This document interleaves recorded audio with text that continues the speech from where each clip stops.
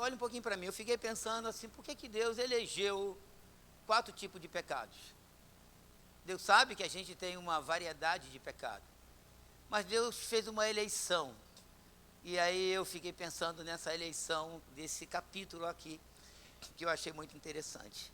Aí voltemos ao texto. Quando alguém pecar nisto, tendo ouvido a voz da imprecação, né, do lamento, sendo testemunha de um fato, por ter visto ou sabido e contudo não revelar, o que vai acontecer com essa pessoa? Levará a sua iniquidade. Ou quando alguém tocar em alguma coisa imunda, seja corpo morto de besta fera imunda, seja corpo morto de animal imundo, seja corpo morto de réptil imundo, ainda que ele fosse oculto e tornasse imundo, então será culpado. Então, primeiro é aquela omissão, verso 1, verso 2, é quando alguém toca em alguma coisa imunda. O verso 3, Deus elege outro pecado. Ou quando tocar a imundícia de um homem, seja qual for a imundícia com que se faça imundo, e lhe for oculto e o souber depois, será culpado. Por quarto, Deus elege mais um pecado. Ou quando alguém jurar temerariamente com os seus lábios, fazer mal ou fazer bem, seja o que for, o que o homem pronuncie temerariamente, precipitadamente, com juramento, ele for oculto e o souber depois culpado, será numa destas coisas. Aí Deus mostra o caminho da purificação, da expiação. Será, pois, que sendo culpado numa destas coisas, digam bem alto comigo, confessará aquilo em que pecou. Aí Deus começa a alinhavar as ofertas. Como sua oferta de culpa pelo pecado que cometeu, trará ele ao Senhor do gado miúdo, uma cordeira e uma cabrita, como oferta pelo pecado, assim o sacerdote, por ele fará expiação do seu pecado. Então, número 1, a pessoa trazia um gado miúdo. Aí Deus, na sua bondade e misericórdia, percebeu o seguinte, nem todo mundo pode trazer um gado miúdo. Aí ele diz, se as suas posses não lhe permitirem trazer uma cordeira, você não tem dinheiro para isso, trará o Senhor como oferta pela culpa, pelo pecado que cometeu, 2 rolas ou 2 pombinhos, um como oferta pelo pecado e outro como holocausto. Entregá-lo-ás ao sacerdote, o qual primeiro oferecerá aquele que é como oferta pelo pecado e lhe destroncará com a unha a cabeça sem a separar do pescoço. Do sangue da oferta pelo pecado, aspergirá sobre a parede do altar e o restante do sangue fá-lo-á correr à base do altar, é a oferta pelo pecado. E do outro, fará holocausto conforme o estabelecido, assim o sacerdote por ele fará oferta pelo pecado que cometeu e lhe será perdoado. Aí Deus percebeu que tinha um pessoal mais pobre ainda. Porém, se as suas posses não lhe permitirem trazer 2 rolas ou 2 pombinhos, então aquele que pecou trará por sua oferta a 10ª parte de um efa de flor de farinha, como oferta pelo pecado, não lhe deitará azeite, nem lhe porá em cima incenso, pois é oferta pelo pecado, não é oferta de holocausto que leva esse azeite e esse incenso. Verso 12, entregá-lo-á ao sacerdote, e o sacerdote dela tomará um punhado como porção memorial e a queimará sobre o altar, em cima das ofertas queimadas ao Senhor. É oferta pelo pecado. Assim o sacerdote, por ele, fará oferta pelo pecado que cometeu em alguma destas coisas, esses 4 pontos que Deus elegeu. E lhe será perdoado, o restante será do sacerdote como oferta de manjares. Que a igreja diga amém. Pai querido, obrigado pela sua palavra e que sejamos abençoados e alimentados por ela nessa manhã. Senhor, obrigado pela vida do Tiago e da Elisa, esses 3 anos de casamento. Muito obrigado, Pai, em nome de Jesus Cristo. Obrigado pela Isabelle, ó Deus, que terá alta hoje, em nome de Jesus Cristo, que o Senhor possa abençoar a vida da nossa irmã em Cristo Jesus. Ó Deus, aniversário de Jairo Barros, avó. Ó Deus, que o Senhor possa guardar em nome de Jesus. E pela alta médica da cirurgia da Heloísa Barros, o Senhor possa abençoar. Toma o Jorge nas tuas mãos, que aqueles rins possam funcionar. Guarda a irmã Lena naquele hospital, guarda a Dulce, saúde da minha amada, seja com ela, o diácono Cláudio, o Valdo, todos os enfermos, a irmã Ângela.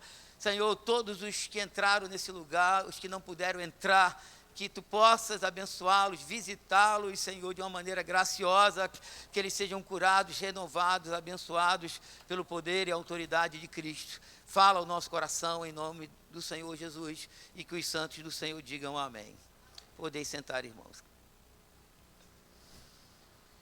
Estamos avançando nesse livro maravilhoso que mostra para nós cristãos princípios de culto. E também sobre o perdão de Deus. Tenho falado que Deus, na sua graça, sempre desejou ter uma comunhão conosco. E Deus providenciou, desde a queda dos nossos pais, Adão e Eva, o caminho de volta à comunhão, o relacionamento, a reconciliação. E nós podemos ver dentro do Velho Testamento que essa reconciliação sempre veio pelo caminho do sangue. Sem remissão de sangue, não há... ou sem derramamento de sangue, melhor dizendo, não há remissão de pecados. Então Deus derrama sangue, redime Adão, e todo o Velho Testamento, todo o livro de Levítico, todo esse livro fala a respeito disso, e a gente pode perceber a graça de Deus, o amor de Deus, como Deus quer que a gente viva com Ele, ande com Ele, seja cheio dEle. E interessante que dentro da velha aliança, nós podemos ver que os animais apontavam para Cristo, e Deus, na sua bondade, percebeu que se ele falasse, não, tem que ser um sacrifício de cordeiro, quem pecar vai ter que entregar um cordeiro, um gado miúdo. Deus poderia fechar a porta para muita gente, porque tinha gente que não tinha dinheiro. Aí Deus então disse, traga 2 pombas. Aí Deus percebeu que tinha gente mais pobre, traga 1/10 do efa de flor de farinha, que dá 2,2 litros aproximadamente, quer dizer, quase que uma sobra. Aí Deus mostrando para o seu povo o seguinte, eu quero ter comunhão com vocês, Deus nos ama. Você pode dar um glória a Deus por isso? Deus nos ama. O que a gente percebe no livro de Levítico? Que a graça de Deus sempre esteve disponível para o pecador. E alguém faz uma separação gritante do Velho e do Novo Testamento. Eu tenho falado que o Velho e o Novo Testamento é um livro só. O Velho é a promessa, o Novo é o cumprimento. O Velho, ou melhor, o Novo, sem o Velho, a gente não ia compreender nada. A gente não ia compreender por que Deus nos amou e deu Jesus para morrer pelos nossos pecados. Qual é a história redentiva disso? Começou lá no Éden, a queda dos nossos pais. Então, e sem o novo, o velho é incompleto. E sem o novo, vice-versa. O velho também não vai se completar. Eu estava olhando ontem, e a Dulce estava muito alegre, porque ela viu um culto judaico, e eles apresentando a Torá. Aí eu perguntei para a Dulce, onde está Jesus nesse culto? Aí os crentes, Israel está aqui e tal, Israel está aqui. Aí eu fico perguntando, onde está Jesus nesse culto judaico? Aí você fala, tem judeu convertido, graças a Deus que tem. Mas culto, irmão, só através de Jesus. Então, os judeus que estão ainda com a Torá, levantando a Torá, eles não estão vivendo a plenitude daquilo que Deus reservou para o pecador, porque a plenitude daquilo que Deus reservou para nós se chama Jesus Cristo, Filho de Deus. E alguns crentes falam assim, não, o nosso Deus, Alá o muçulmano, por exemplo, o muçulmano adora o mesmo Deus, Alá é o mesmo Deus.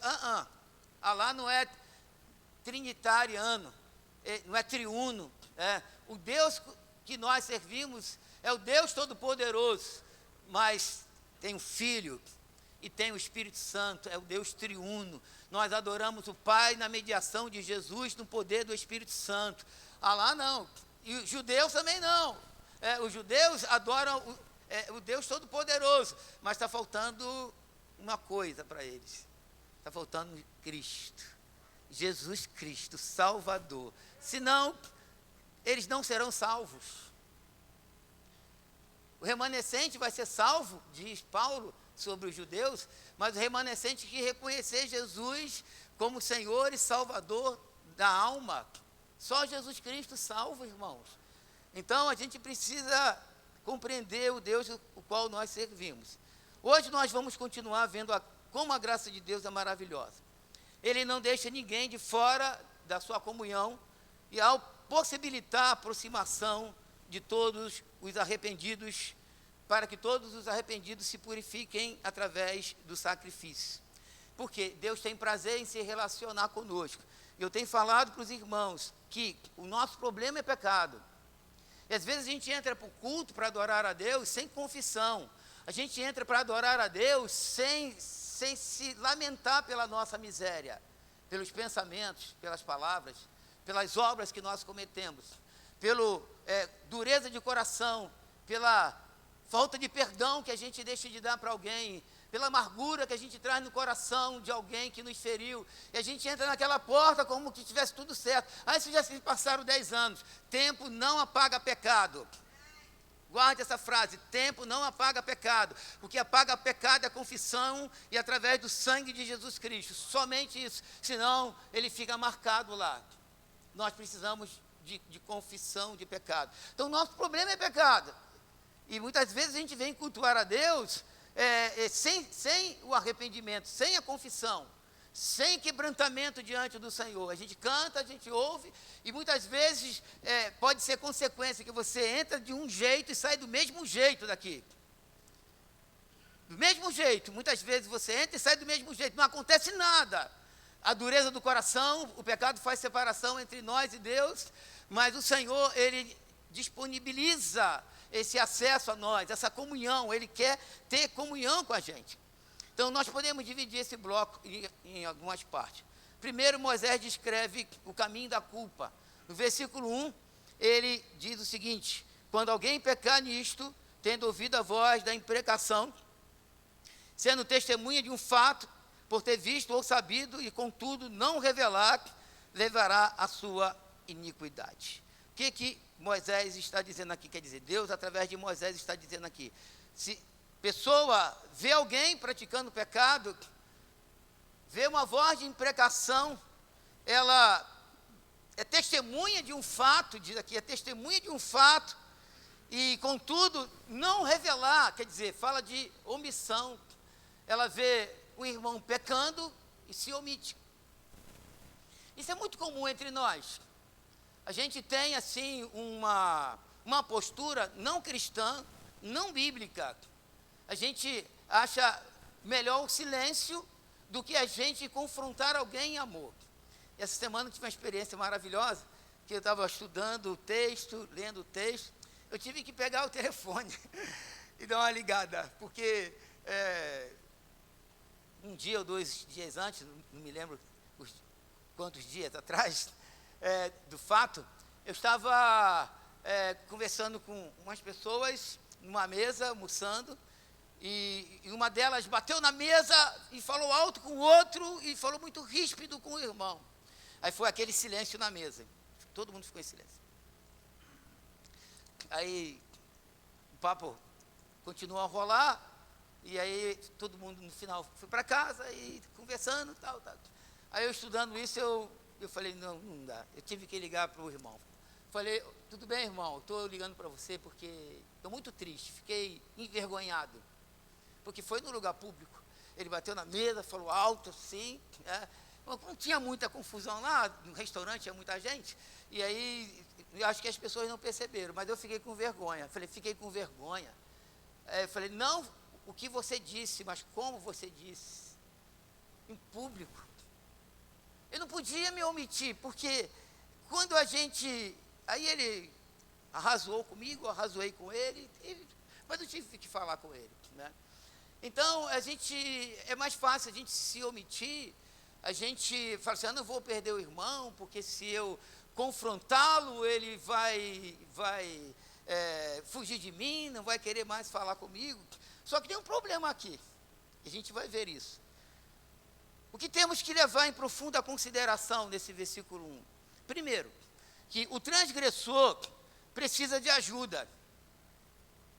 Quando a gente se omite em ver o irmão caindo em pecado, e João, por exemplo, na epístola, ele coloca uma outra linha.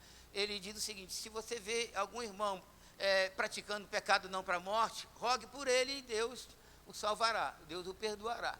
Depois ele fala do pecado que é para a morte, e eu até hoje estou tentando descobrir qual é o pecado para a morte.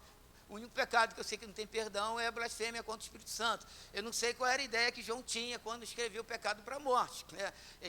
Cada um tem lá a sua interpretação, mas o texto não é claro. Bom, onde que o texto é claro? Se você vê alguém pecando não para a morte, aí acaba que a gente deve orar por todos quantos a gente vê ele praticando algum tipo de pecado.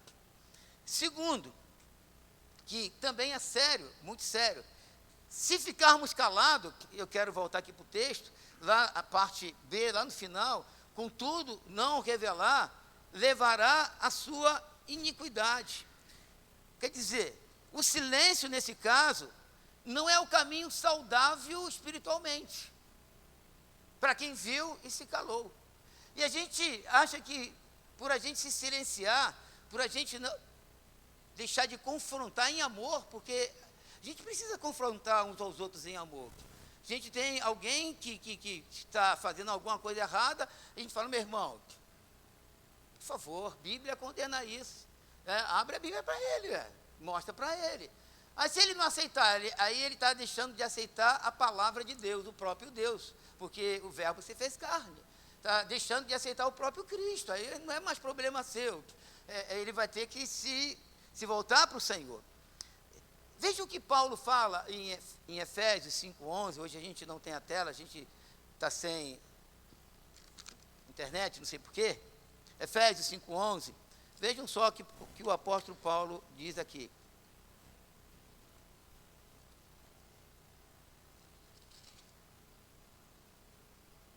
Efésios 5:11. Todos acharam? Diz assim: vamos ler uma só voz. E não sejais cúmplices nas obras infrutíferas das trevas, antes, porém, o que? Cumplicidade.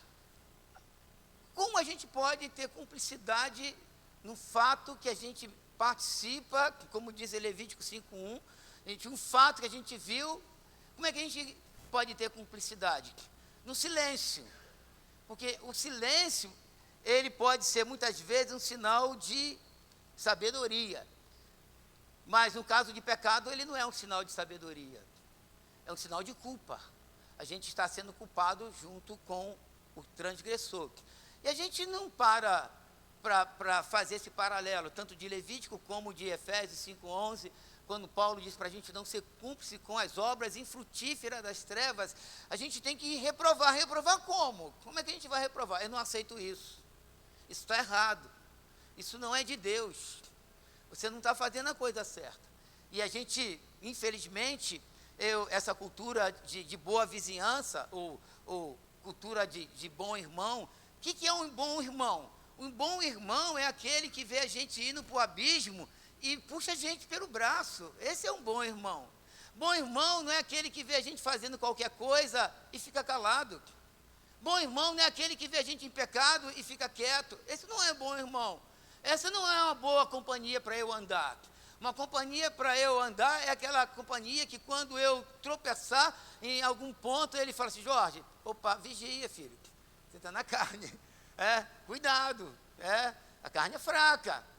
E aí, esse é um bom irmão para eu andar. Não é aquele que balança a cabeça e concorda com tudo que eu faço, ainda que seja transgressão. Ele é legal, ele é gente boa, ele é um homem íntegro, mas íntegro também erra. O Salmo 32 da devocional, Davi estava falando sobre o homem piedoso, mas ele fala de pecado nesse salmo, de confissão de pecado. Nós precisamos estar atentos.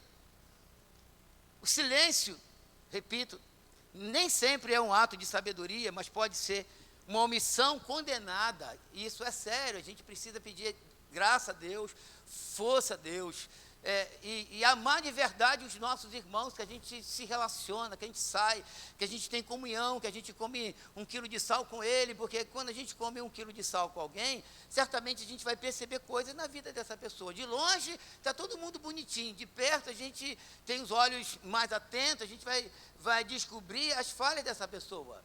Então a gente precisa nos ajudar mutuamente. Esse tipo de pecado, infelizmente, é muito comum entre nós. Por exemplo, alguém é maledicente. Ouvimos e não exortamos. Alguém que fica falando mal dos irmãos, mal da igreja, mal de todo mundo, mal do cachorro, mal do gato. E a gente até ri. Em vez de a gente exortar, a gente ri. Eu nunca vi rir de pecado. Eu nunca vi rir de alguém que está ofendendo a Deus, magoando a Deus. Como é que eu vou rir de alguém? Ele está conversando comigo, falando mal de alguém, aí eu tenho que falar com ele: meu irmão, já conversou com o irmão? Já conversou com a irmã? Já conversou com o bispo? Ah, não, então vai lá, conversa com ele. Ele não morde, não. Até hoje eu não mordi, né? Então ele não morde, não. Vai lá, conversa com ele. Ponto final. Porque você falar para mim não adianta. E mais, a Bíblia condena a maledicência. Não, eu não estou falando mal, eu estou fazendo um comentário. Qual a diferença do comentário para a maledicência? Nenhuma.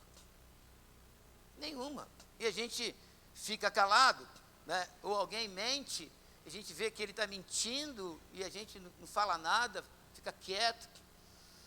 Ô Senhor, tem misericórdia de nós. Segundo pecado eleito aqui pelo texto, pelo Espírito, é o verso 2.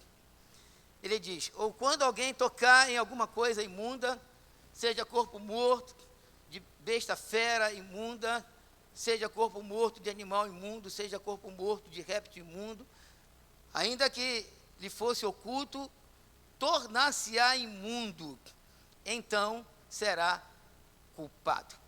O que a gente vê nesse versículo 2? A gente vê a repetição de duas palavras. Primeiro, a palavra imundo ou imunda, ela aparece 5 vezes nesse versículo de número 2. Então a gente vê uma ênfase muito grande: imundo, mundo, corpo imundo, animal imundo, né? O que a gente vê aqui? A gente vê também outra coisa, uma descontinuidade no texto em relação a nós cristãos. Qual é a descontinuidade? Que eu posso tocar num porco morto e enterrar o porco morto.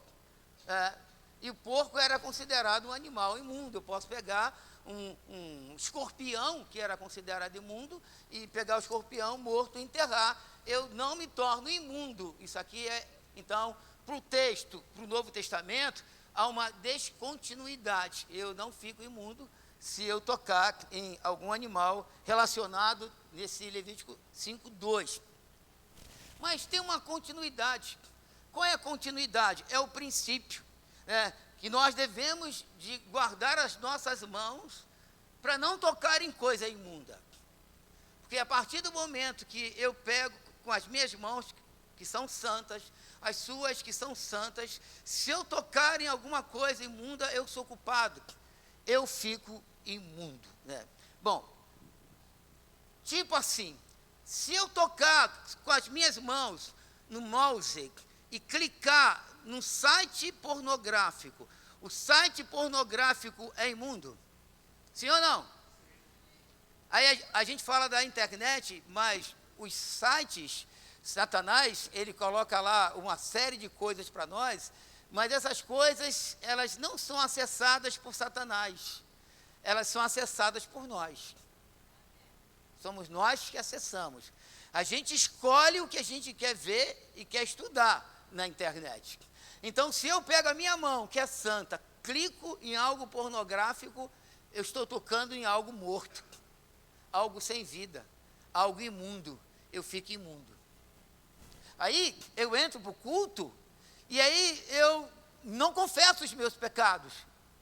Eu não peço ao Senhor para que através de Cristo Ele me lave. Ou voltando no primeiro caso, eu até para vir para o culto, às vezes eu venho falando mal de alguém, aí chego aqui, entro aqui, venho falando maledicência, fala do primo, fala da tia, fala da sogra, fala de todo mundo, do caminho de casa para a igreja, entra ali como que não tivesse acontecido nada. E a gente vem cultuar. Imundamente cultuar. A gente precisa de confissão. A gente precisa de sensibilidade da Escritura, do Espírito, para que a gente possa ser limpo. Então, quando alguém toca em algo morto, em algo imundo, porque pornografia é coisa morta. Morta no sentido de imundícia. Não edifica, não ajuda, não abençoa, só macula, distorce, abate, faz algo na mente de quem usa a pornografia virtual, faz dessa pessoa um escravo, uma escrava, alguém que entristece ao espírito, que resiste ao espírito, que magoa o espírito, precisa de purificação, precisa de perdão. E Deus vai mostrar aqui para nós o caminho do perdão. Então, essa pessoa precisa de confissão. E Deus já providenciou a purificação pelo sangue de Cristo. Aí vou dar uma adiantada no bloco, depois eu vou voltar. No versículo 5, olhem só o que Deus fala. Primeiro, Deus, ele faz uma eleição de 5 tipos de pecado, mas a conclusão, o verso 5, eu queria que a gente lesse bem alto. Será, pois, leiam, será, pois, que sendo culpado numa destas coisas, vamos ler mais alto a última parte, confessará aquilo em que pecou. Então Deus, ele faz a eleição dos pecados e diz assim, tem que confessar. Tem que confessar. A doutrina de confissão de pecado, ela não pode ser esquecida, ela é efetiva. Ela é algo maravilhosa na nossa vida. Deus providenciou esse caminho de volta para a gente. Vira e mexe a gente erra o alvo. Aí eu fico pensando na eleição desses pecados, porque parece que a gente olha assim e que a gente não os pratica. Qual é a ideia de Deus aqui? Em Levítico, e qual é a ideia de Deus em toda a Bíblia? A ideia de Deus é nos tornar limpos, nos tornar prontos. Nos tornar pronto para agora, para o presente, nos tornar pronto agora escatologicamente, que quando Jesus voltar, a gente possa estar como uma virgem prudente, toda adornada, preparada para o encontro do Senhor nos ares, porque Jesus está voltando, Cristo está voltando, e a gente deve estar pronto, vigilante, para esse grande encontro do Senhor. E uma outra palavra que é repetida no verso de número 2, é a palavra morto. Primeiro é imundo, e segundo é a palavra morto. Aí a gente vê uma ênfase aqui. O que é morto na Bíblia? Quando a gente olha a idolatria ela é caracterizada como uma coisa morta. Eu quero ler um salmo com os irmãos. Salmo 115, versículo 3 a versículo de número 8. Salmo 115. Versículo 3 a versículo 8. Quando o salmista fala de Deus e faz um contraste com os ídolos, né? Diz assim o versículo, vamos ler o verso 1. Não a nós, Senhor, não a nós, mas ao teu nome dá glória, por amor da tua misericórdia e da tua fidelidade. Porque diriam as nações, onde está o Deus deles? No céu está o nosso Deus. E tudo faz como lhe agrada. Aí faz o contraste agora. Prata e ouro são os ídolos deles. Obra de mão de homens, tem boca e não falam, tem olhos e não veem, tem ouvidos e não ouvem, tem nariz e não cheiram, suas mãos não apalpam, seus pés não andam, som nenhum lhes sai da garganta. Leiam bem alto toda a igreja comigo, verso 8.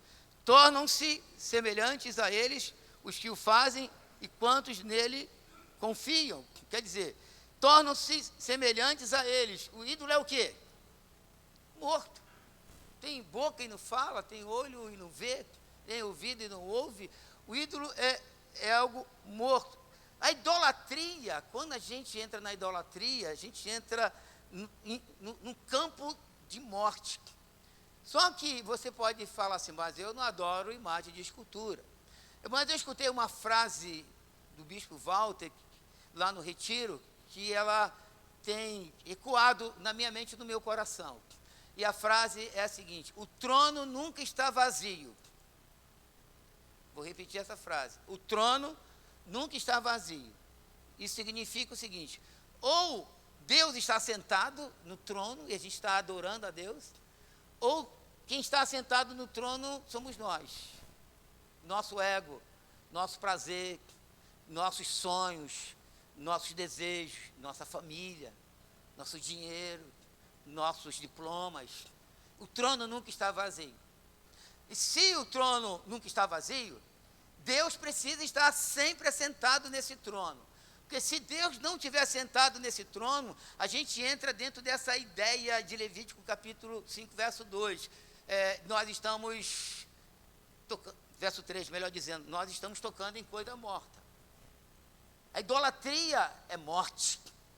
E a gente pega leve com os ídolos, mas os ídolos, eles são abomináveis. Seja um ídolo físico que as pessoas levantam, ou seja, um ídolo que a gente cria no nosso coração, eles são abomináveis, eles precisam ser quebrados, eles precisam ir por terra. O lugar, o trono é de Deus. Só Ele é digno de se assentar no trono, mais nada.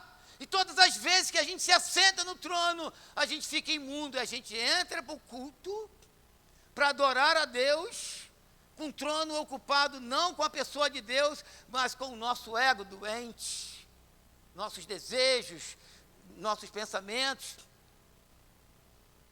Porque quem adora, idólatra, é igual ao ídolo, é morto, precisa de purificação.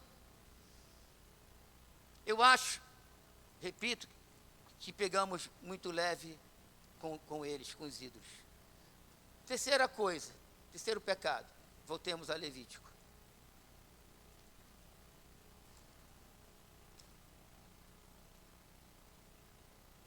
Levítico, versículo 3. Ou quando tocar a imundícia de um homem, seja qual for a imundícia com que se faça imundo, e lhe for oculto, e o souber depois, será culpado.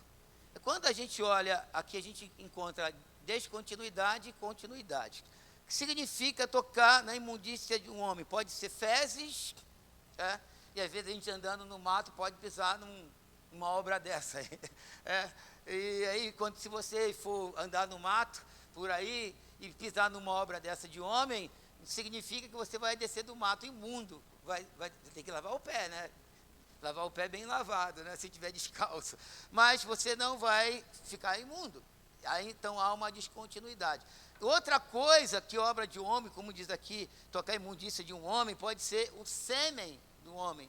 Porque há um ritual de purificação que quando o homem tem pulsão noturna, né, ejacula dormindo, que acontece isso com os homens mais jovens que não são casados, e aí no Velho Testamento ele tinha que entrar no rito de purificação. Então há uma descontinuidade nisso, porque hoje em Cristo Jesus isso pode acontecer, você aconteceu dormindo, porque é vamos dizer assim, uma resposta do corpo, é o corpo que está expelindo um excesso. Porque você é crente, você não tem sexo, você não se masturba, você é um santo de Deus, você não é casado. E se você não é casado, você não faz sexo, você não fornica, né? Adultera quem é casado, então você não fornica, você não se masturba, e o que vai acontecer? Uma vez ou outra o corpo vai expelir o excesso. Isso não significa você dizer, eu estou perdido. Não, houve uma descontinuidade nesse ponto, né? Você acorda no Senhor, aconteceu, você agradece a Deus até pelo fato, porque o próprio corpo expele o excesso, mostrando saúde que você tem. Tudo bem. Mas há uma continuidade no princípio. Porque às vezes, na nossa relação com os irmãos, a gente pode se contaminar com coisas orgânicas, né? Porque quando a gente fala de fezes, de sêmen, coisa orgânica, coisa que sai de dentro do homem.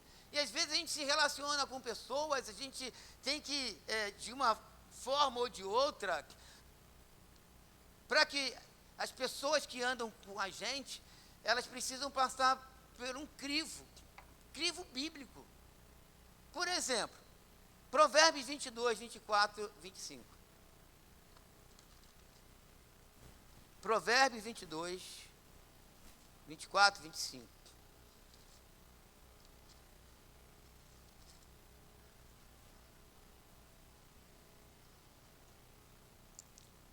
Salomão diz o seguinte: não te associes com o iracundo, nem andes com um homem colérico.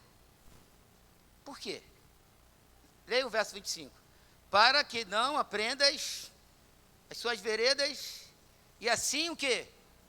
Está perdido, vai ser enlaçado pela cólera, pela ira desse homem colérico. Agora, crente não pode ser colérico,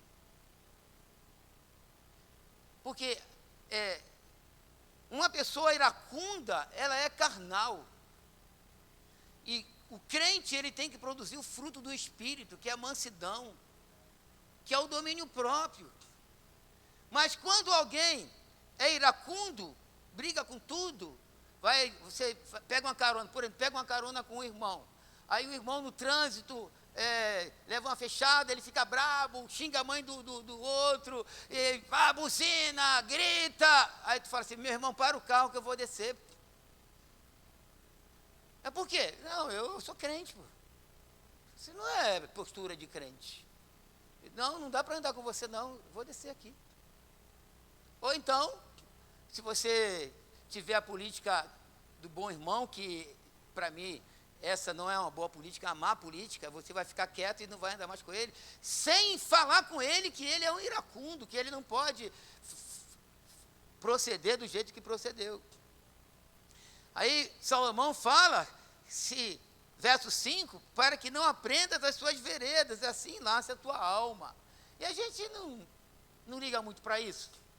São pecados que a gente comete, que a gente vê irmãos cometendo, e que a gente acha: não, ele é assim mesmo. Ora, eu nasci careca, eu nasci sem dente, eu não sabia falar.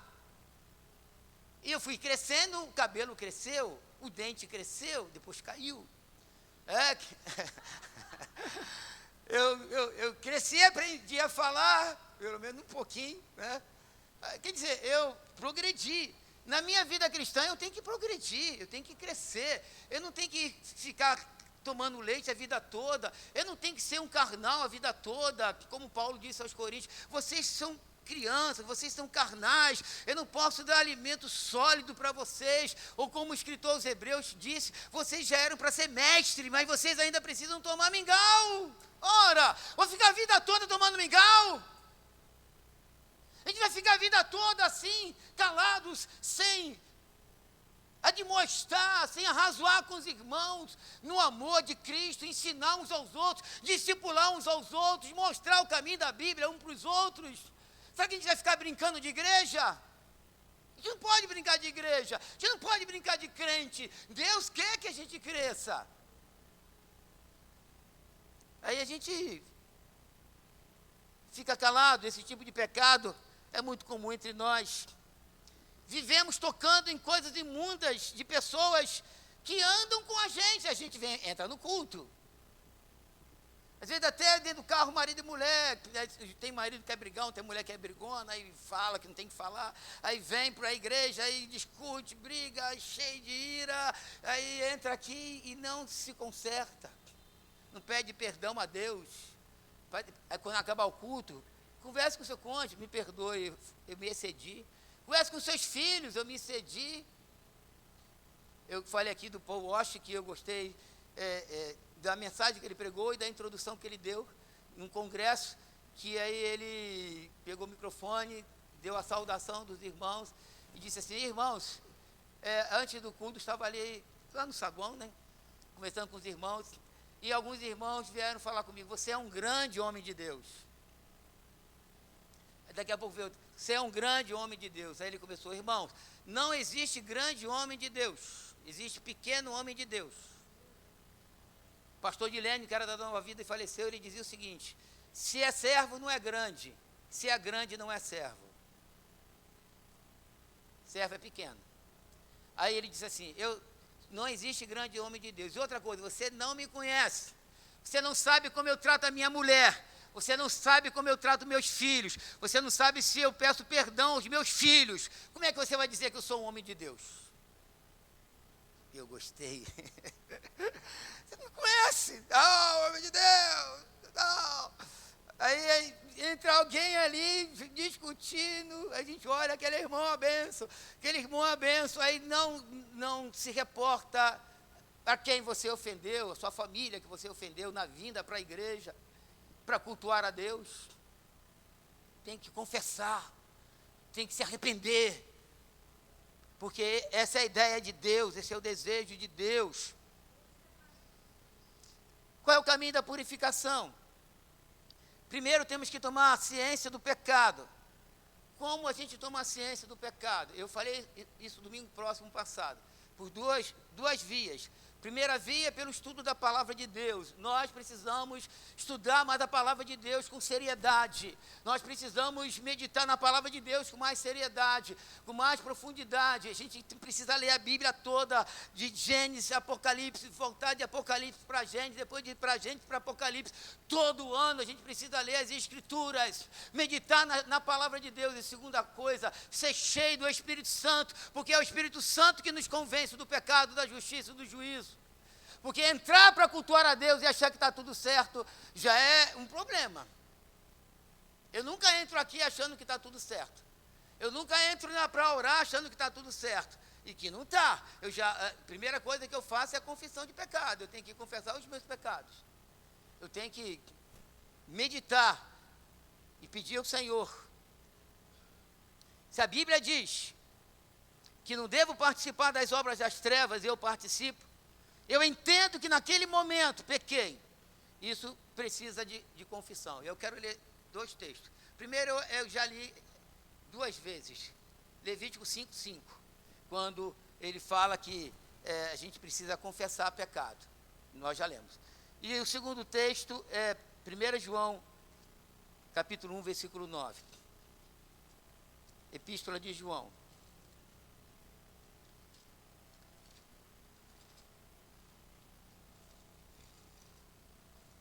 1 João 1:9.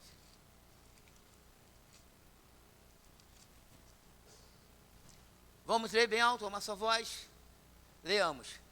Se confessarmos os nossos pecados, Ele é fiel e justo para nos perdoar os pecados e nos purificar de quê? Qual é o desejo de Deus para nós hoje? O que o Espírito Santo quer falar para nós em cima de Levítico 5, de 1 a 14 ou 15, não sei, não me lembro exatamente. O que Ele quer falar com a gente hoje? Ele quer que a gente confesse os nossos pecados. Não precisa trazer um animal miúdo, não precisa trazer uma rola, não precisa trazer 1/10 de efa de flor de farinha. A gente já tem Jesus, que morreu pelos nossos pecados. A gente precisa confessar. E o sangue de Jesus, seu Filho, nos purifica de todo pecado. Pecado ofende a Deus. Digam isso bem alto. Pecado. Será que isso não te faz refletir? Será que isso não te faz pensar? Espera aí. Falo que Ele é o meu Senhor, que Ele é meu Salvador. Eu falo que vou para o céu. E aí, não. Eu sou homem, não tem como eu não pecar. João diz, eu falo isso para que não pequeis, mas se porventura alguém pecar, nós temos um advogado. E esse advogado, ele entra em ação quando a gente confessa os nossos pecados. O sangue dele é aspergido e a expiação, a purificação dos nossos pecados. Deus quer que eu tenha uma comunhão com Ele. Deus quer que eu seja limpo. Deus quer que eu seja puro. Deus quer que eu seja santo. E Ele criou os meios pela graça para eu ser puro, para você ser puro. Mas, enquanto o pecado não for confessado, o cristão não será purificado. Vou repetir essa frase. Enquanto o pecado não for confessado, o cristão não será purificado. Confissão deve ser uma prática diária na vida cristã. E dentro do sistema levítico, havia uma dificuldade que eu já mostrei para os irmãos. Do versículo 6, vamos voltar para o texto de base, do versículo 6 até o versículo de número 13. Você vai só voltar para o texto e eu... Olhem para mim, como eu já li, você já leu comigo, o verso 6 ao verso 13, ele faz, é escalonado, tem uma escala, uma progressão, e a progressão não é decrescente ela, não é crescente. Por que decrescente? Porque ele começa com um animal miúdo, quem pecou, depois ele vai descendo para rola e pombinho, depois vai lá no fundo, lá para o pobre, 1/10 de efa de flor de farinha. Então, do versículo 6, do versículo 13, o que eu percebo? Que Deus é rico em misericórdia e graça. Deus está dando assim a oportunidade de purificação para todo mundo. Então, seja lá qual é o tipo de pecado que você tem, talvez o pecado que você está vivendo não está descrito em Levítico 5, de 1 a 4, mas ele é pecado. Aí, o verso 5, ele é genérico, tem que ser confessado. Genérico no sentido de confissão. Ele precisa ser confessado diante do Senhor. A gente vai para 1 João 1,9, quando a gente confessa, o sangue de Cristo nos purifica. Deus não quer que você saia daqui emaranhado no seu pecado. Deus quer nos lavar, Deus quer nos libertar, Deus quer nos purificar, para que o culto a Ele seja recebido em Cristo Jesus como um perfume agradável. Eu quero que o nosso louvor chegue ao Senhor como um incenso suave. Quero que Deus se alegre com a gente. Quem quer que Deus se alegre com o seu culto, diga amém. Não é um novo hino, não é uns músicos profissionais. A gente pode até ter músico profissional, mas o cantor não vai ser não. Então não é músico profissional, não é um tipo de roupa, não, é aqui dentro, é o nosso ser, nossa alma, irmãos amados. Eu preciso entender esse grande Deus. Ninguém deveria se manter impuro na presença de Deus, porque a impureza entristece o espírito. Aí a gente canta, não sente nada. Fiquei preocupado com uma ovelha que todas as vezes que eu converso, eu não percebo assim, aquele filho da palavra, poxa, aquela pregação, aquele texto. Eu fico preocupado com pessoas assim, sabe, que não fala-se de um texto, de uma passagem, uma narrativa, um bloco profético, algo que falou o seu coração, porque o crente ele tem sempre essa experiência com a palavra de Deus, que traz vida, que traz poder, que traz santificação. Deus quer que eu tenha comunhão com Ele, mas aí o Senhor já providenciou o meio da lavagem, e está aqui o meio da lavagem, nós temos acesso.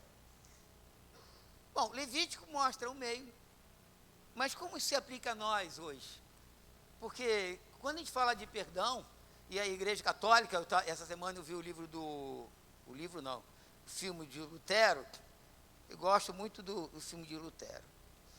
E aí ele estava falando como ele viu aquela coisa da venda da indulgência, aquela coisa toda que ele se encontrou com o Deus da palavra, e aí ele entendeu que o justo viveria pela fé, e foi uma bênção na vida dele, e através dele Deus também tem abençoado a gente.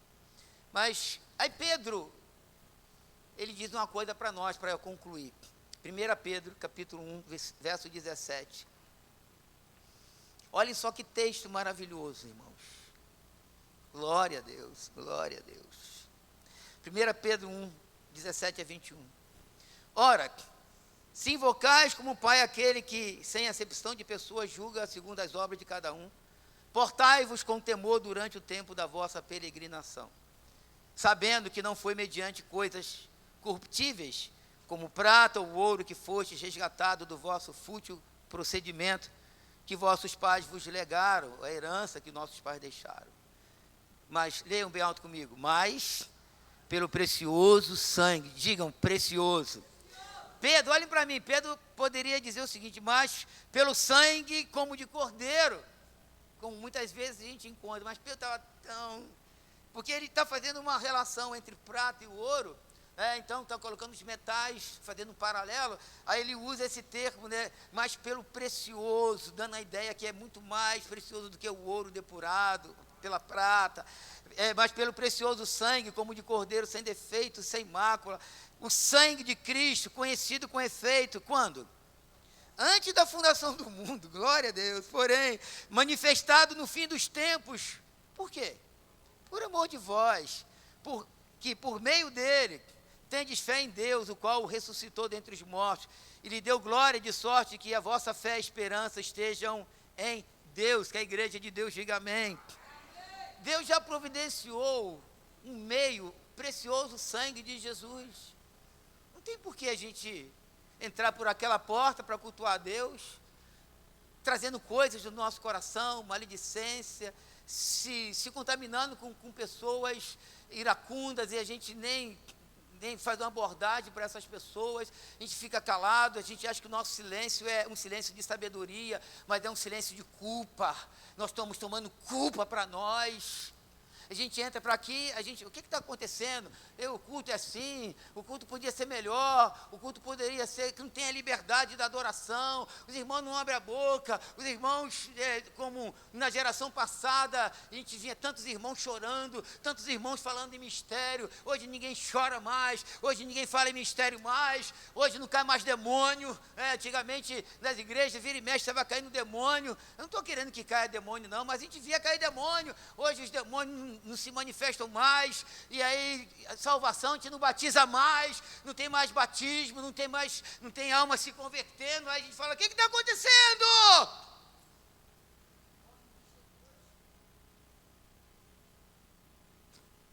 A gente tem que parar. Deus, uma igreja santa, é uma igreja onde o poder de Deus flui, de uma maneira ou de outra.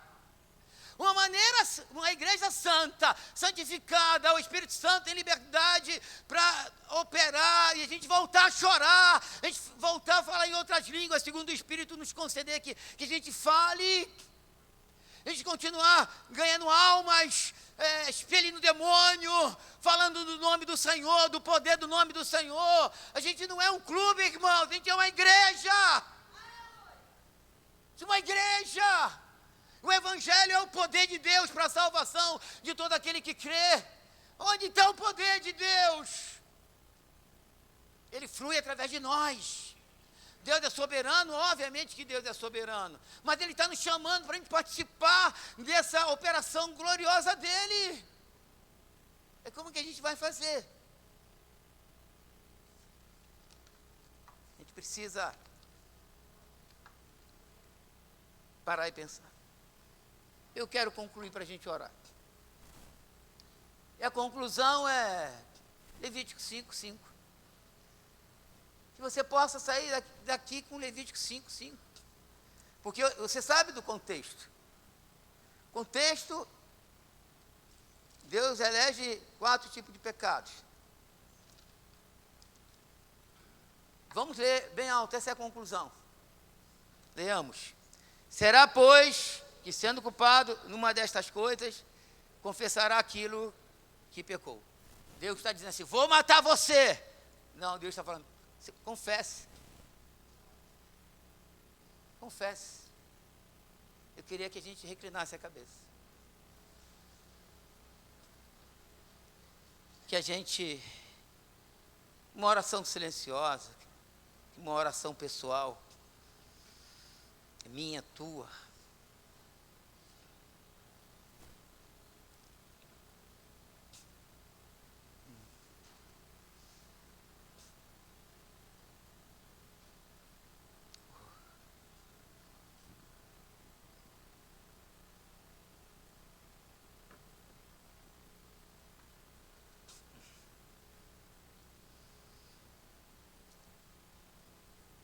Pai amado, perdoa as nossas dívidas, assim como temos perdoado aos nossos devedores. E não nos deixe cair em tentação, mas livra-nos do mal. Perdoa os nossos pecados. Limpa o nosso coração. Quero te cultuar em espírito e em verdade. Glória a Deus, santificado seja o teu nome. Lava a igreja, Senhor. Nós vamos tocar na ceia nessa manhã. Que o Senhor possa nos purificar. Que o Senhor possa nos lavar. Há poder no sangue de Jesus. Há poder no sangue. Sangue purificador. Alvo mais que a neve. Alvo mais que a neve. Sim, neste sangue lavado, mais alvo que a neve serei. E que os santos digam amém. Tem pessoas que são equivocadas quanto à ceia. Elas falam, algumas falam assim, preste atenção, alô. Ah, eu não vou domingo de manhã não, que é ceia e eu não estou bem. Ou então está no culto e deixa passar os elementos porque fala assim, não, eu pequei contra o Senhor, eu não estou bem. Quando a gente foge da ceia, isso não é um sinal de temor. Isso é um sinal que a gente não entendeu a mensagem do Senhor. Paulo disse, examine-se, pois, o homem a si mesmo, e assim coma do pão e beba do cálice. Quando Paulo diz, examine-se o homem a si mesmo, Paulo está dizendo, para mim, para você, que ao nos examinarmos, nós vamos encontrar pecado. Ninguém aqui é digno de tocar nos elementos da ceia. Mas através de Cristo, da confissão dos nossos pecados, pelo poder do sangue de Cristo, o arrependimento profundo, a gente pode tocar na ceia. Mas se você percebe que você ainda tem mágoa de gente da família, na igreja, do vizinho, sei lá de quem, e aí está lá cheio de mágoa, cheio de ira, e você não encontra pecado, você está em maus de lençóis. Porque a dura cerviz entristece a Deus. Você também é pecador, você também ofende, você também magoa, você também faz mal para as pessoas, você também não é certinho. Perdoa as nossas dívidas, assim como temos perdoado os nossos devedores. Todo mundo aqui deve. Todo mundo aqui deve. Muito mais a Deus. Então a gente vai para a ceia, para a mesa. Se arrependa, peça a Deus para quebrantar o seu coração, coma pela fé e fala, Senhor, eu saí daqui, vou procurar aquela pessoa, vou conversar com ela, vou pedir perdão a ela. Ah, mas foi ela que me magoou, bicho, não tem problema, vai lá e peça perdão você, peça perdão a ela, se conserte com ela. Eu tenho certeza que Deus vai amontoar brasas vivas sobre a tua cabeça. Quero chamar os irmãos